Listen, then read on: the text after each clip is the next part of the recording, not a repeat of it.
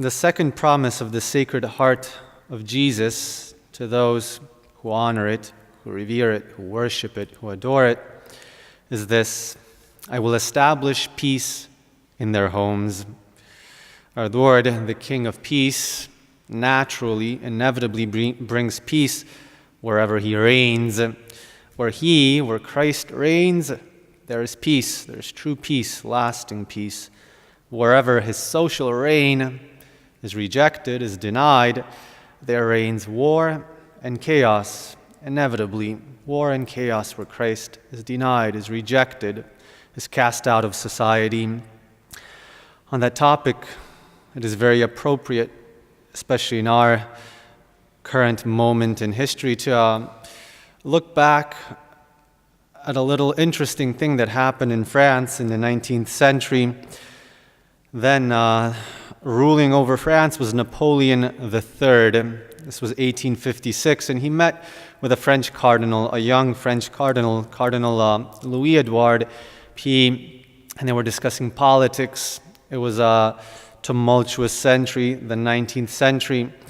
This Napoleon III was, to a certain measure, a good man. He was trying to restore what the French Revolution had destroyed, but he wasn't doing his best. He wasn't doing a good job, and the cardinal told him so. So when they met on the 15th of March in 1856, Cardinal Louis Edouard P. says to him bluntly, "It is my duty to tell you that God does not reign among us, and that our Constitution is not, far from it, that of a Christian and Catholic state. Our public law states it is true that the Catholic religion is that of a majority, but it adds that the other cults have a right to an equal protection." Well, why is this bad? Seems severe to us, we're very sensitive to these things today. Our Constitution grants other cults a right to an equal protection. And the cardinal goes on, "Does not this amount to proclaiming that the Constitution protects likewise truth and error? Well, sire, do you know what Jesus Christ answers to governments who make themselves guilty of such a contradiction? Jesus Christ, King of heaven and earth, answers them, 'And I likewise grant you an equal protection to your governments who follow one another, and to your enemies, overthrowing one another, one after another.'" In fact, just 14 years afterwards, Napoleon III was overthrown, imprisoned. After him, the government that came did not last. After that government, not even that one lasted. It was the First World War, the Second World War. Now France is one of the most secularized countries in the world, and very proudly so. One of also the countries which is most at risk of truly a demographic, cultural, spiritual extinction, or rather we could say suicide. And it's not alone. A lot of countries face the same fate. Perhaps ours, we couldn't exclude our country either.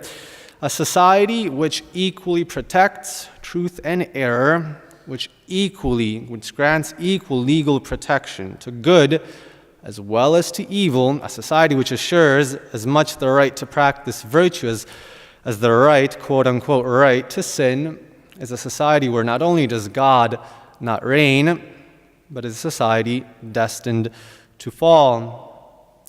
If we legally protect, if we equally grant equal legal protection in our society to evil as well as to good, God will allow that evil to be present in our society, to grow in strength, in presence, in power, until one day it will overcome us, destroy us like a parasite destroys and kills the host organism off of which it feeds. Well, the Emperor Napoleon III responded in a flare of his lacking patience, perhaps, with the cardinal who was telling him a lot of blunt stuff. True, but very audacious stuff. He responds, "But what? Do you believe that the time in which we live admits of this state of things, and that the time has come to establish this exclusively religious reign you are requesting from me?" And the cardinal responded calmly, "Sire, when great political men, like your majesty, object that the moment has not come, I only have to bow, because I am not a great political man, but I am a bishop.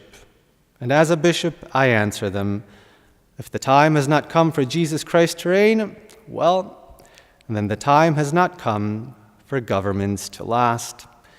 If the time has not come for Jesus Christ to reign, well, then the time has not come for governments, for societies, for nations to last.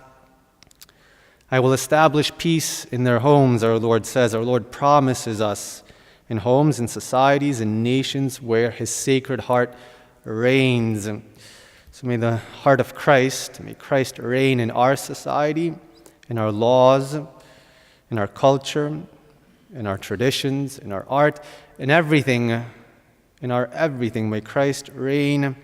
He is truly our only hope today against the onslaught of war, chaos, destruction, violence that ensues inevitably in all places that refuse to be subjected to his scepter and crown. Most Sacred Heart of Jesus, have mercy on us.